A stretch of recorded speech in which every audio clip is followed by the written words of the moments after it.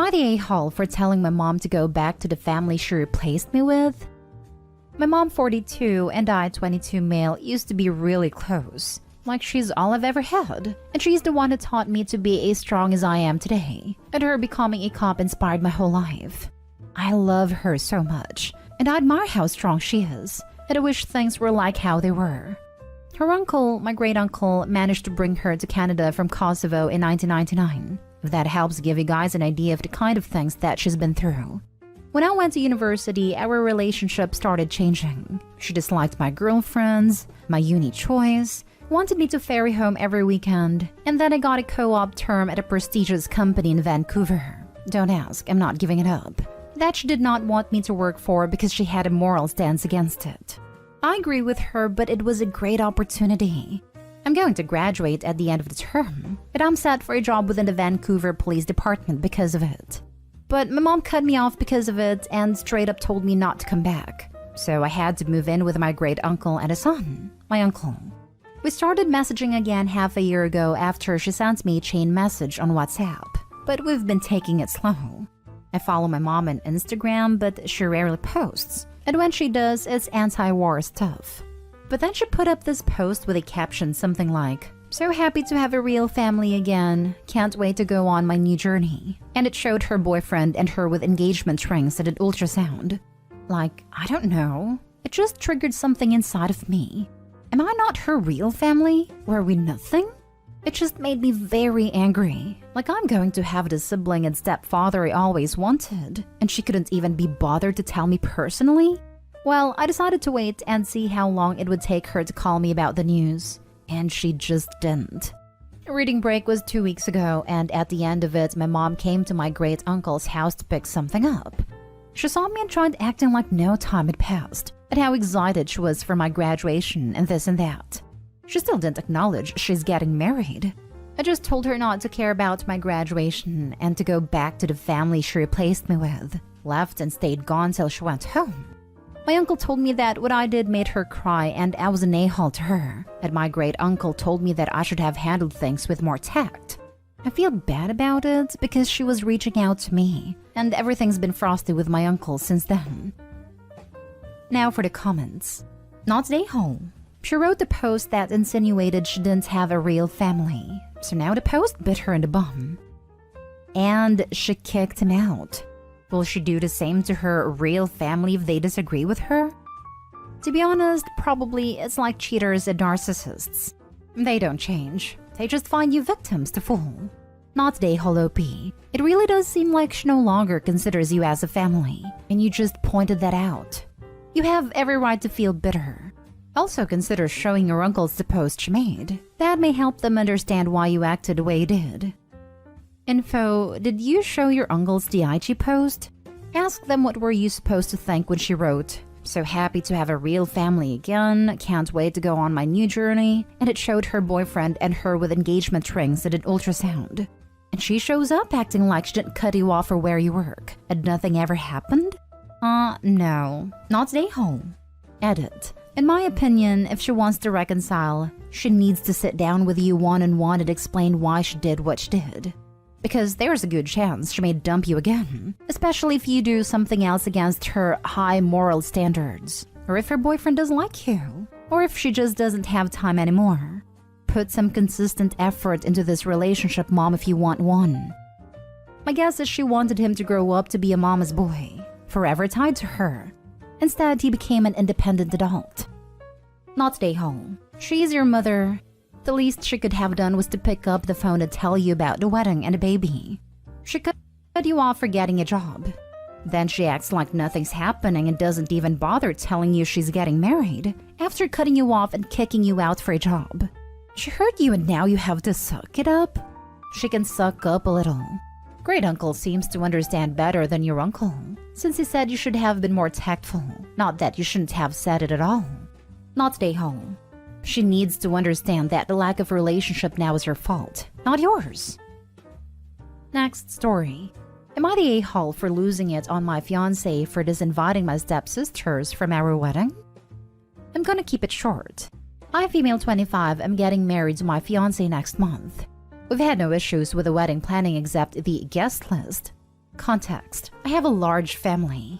I have 2 stepsisters, 18-20, and a biological brother, 27, and also a biological sister, 30. My fiancé argued that the guest list should be cut short and suggested I only invite my immediate family. I asked him to elaborate, and he suggested excluding my stepsisters. I said no and got upset with him for implying that they're not family. He said, well, this wasn't what I meant. I was just speaking from a technical angle, especially since I didn't include them in the wedding party like maid of honor and bridesmaids, so he thought they were unneeded. But I said they are wanted, and will always be wanted and included by me. Well, days ago, my stepsisters called saying my fiancé canceled their invitations and told them some lie about changing wedding location and telling them they won't be able to come. I was fuming. I went home and started screaming at him.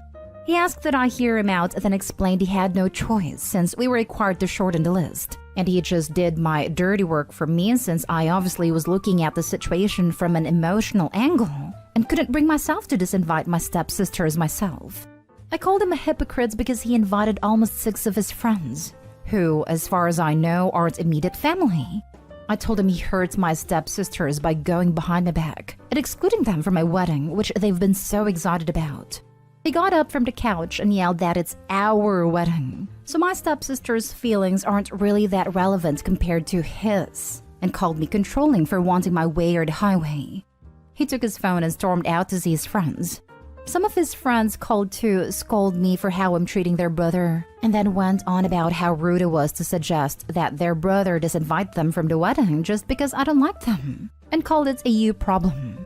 My future mother-in-law called and is wanting to speak to me. He probably told her what's going on, and she is probably going to ask that I apologize for yelling. Please don't marry him, OP. Not to jump on the bandwagon here, but please don't marry him, OP.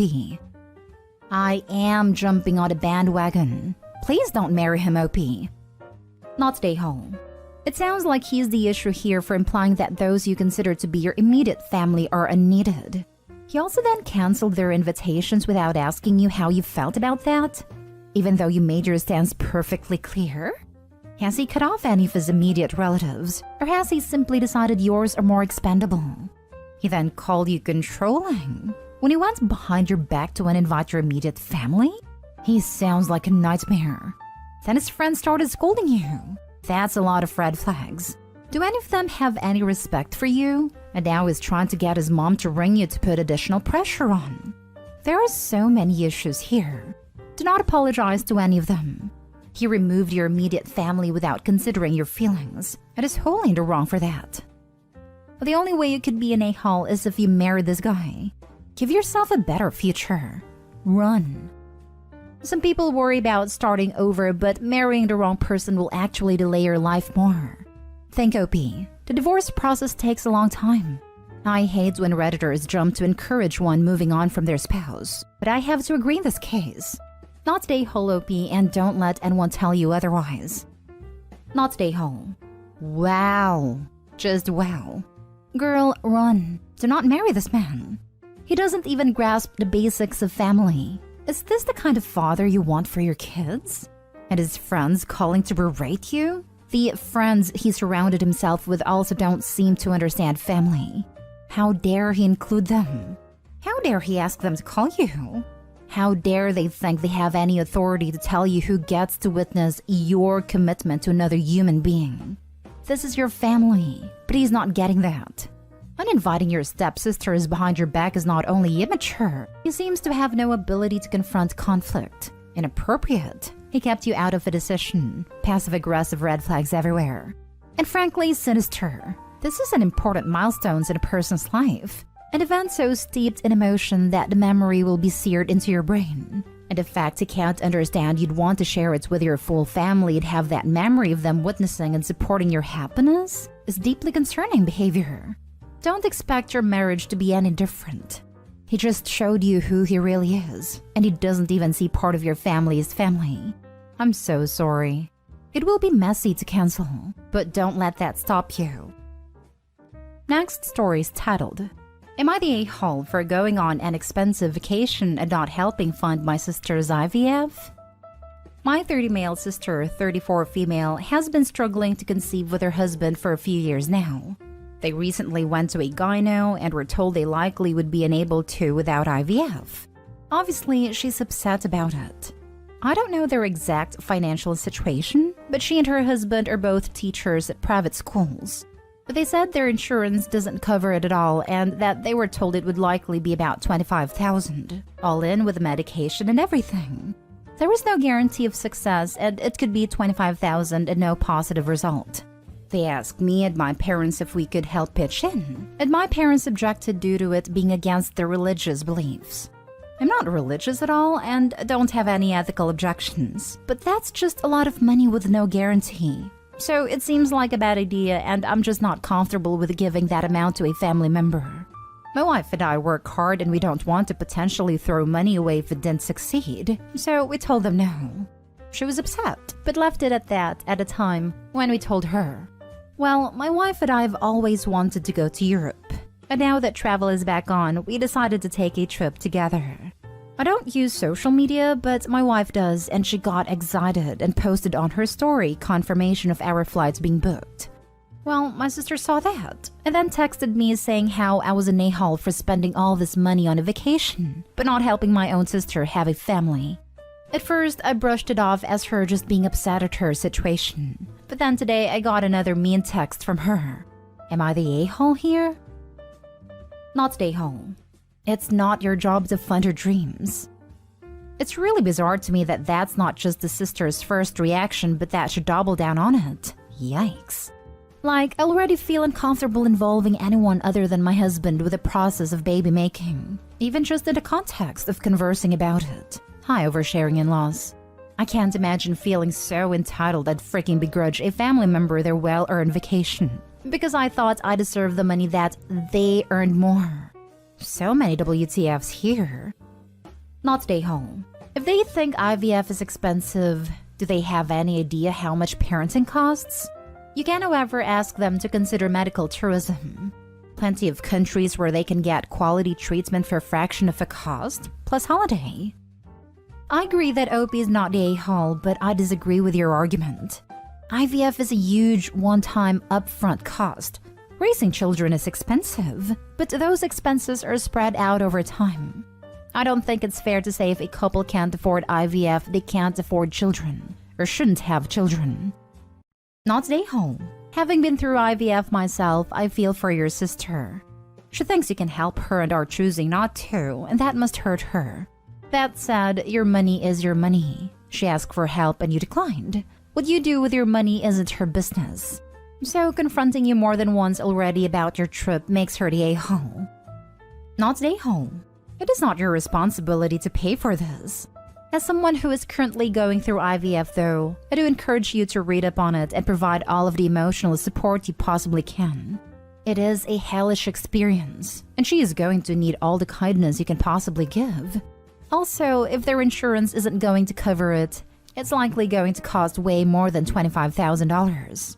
Probably more like $40,000+. Now for the last story. Am I the a-hole for not helping my partner with our newborn? I know the title sounds bad, but I'm finding myself in a very difficult situation and I'm genuinely not sure if I'm in the wrong here. I'm 27 male, I'm a surgical resident. My partner, 27 female, was a teacher but is currently a stay-at-home mother to our newborn child. We met in college and have been together for just over 7 years now. Last year, she took a pregnancy test after missing her period and found out she was pregnant. We were both happy, but also concerned about taking care of a child. My main concern when we found out was that I could not help out with a child because I work 80 to 100 hours a week. However, we both love each other and did want a family, so in the end we decided to keep the child, and that she would take time off of work while I was completing my residency and take care of the kid. I would complete my residency, and then after having somewhat more humane hours, would obviously split child caring duties equally with her so that she can also return to work. It's been 3 months since our kid was born now, and things have been rough to say the least. I'm still working nearly 100 hours a week and I'm constantly at the brink of exhaustion. If anything, my workload has increased since then, as I'm now learning how to perform larger operations. My sleep is almost non-existent, and I'm constantly under intense pressure due to my work environment. Things have obviously been rough for her too. The pregnancy and delivery were without complication, but it goes without saying that it was still hugely taxing on her mentally and physically. Recently, my partner has been asking me to take care of our kid when I get home. Initially, I helped her without hesitation, feeling like it was within my capacity and wanting to support her. But in the past few weeks, she's been asking more and more of me. And a few days ago, she demanded I take care of our kid immediately as I walked into the door. I hadn't even had time to take off my shoes yet, and when I said just give me a second, she told me to hurry the heck up. I later learned that she had an incredibly rough day and was just at capacity. But in the moment, I was so caught off guard I yelled at her to back off. I was too exhausted to deal with it then, so I locked myself in the bathroom to take a long shower and calm down. We later talked about what had happened and apologized to each other, but during it, she essentially told me that she felt like I wasn't doing enough to take care of the kid, and that it was our responsibility equally. I told her that I felt like I was already doing more than we agreed on, and that I can literally not do any more than what I'm currently doing. After talking and arguing about this for about 2 hours, we still couldn't come to an agreement and decided to leave the topic for now. So, am I the a-hole for not wanting to take on a larger parenting role during residency? Friends I've talked to seem split on the matter. No a-holes here. This is a case of two people drowning and arguing over who has their head up out of the water a few inches more than the other. You have a newborn, are working 100 hours a week, and a wife who is most likely so overwhelmed she can't see straight. Both of you are sleep deprived and not in your right mind. What you need is help. I don't care who said they would do what's before the baby came. It's here now and it's not what either of you expected. It's time to start from scratch and use your limited energy to find solutions to give you both reprieve. This right here. No one in this situation is the a-hole. They're just both exhausted, doing very taxing and demanding jobs/tasks and need help. I know Opie said they can't afford help right now, but they both need to figure out something before this tears them apart. No a-holes here. You're both exhausted and pushed to your limits. Snaps like this are going to happen. As long as you apologize afterwards and try to see things from the other point of view and remember you love each other, you'll be fine. Things will get better, but you have to tough it out. Can you hire help? Get family or friends to help out a little. When I was a baby, my mom's best friend took care of me a day or two a week, and she's still considered my aunt to this day. Don't know what your support system is, but you seem to need to leverage it a little more.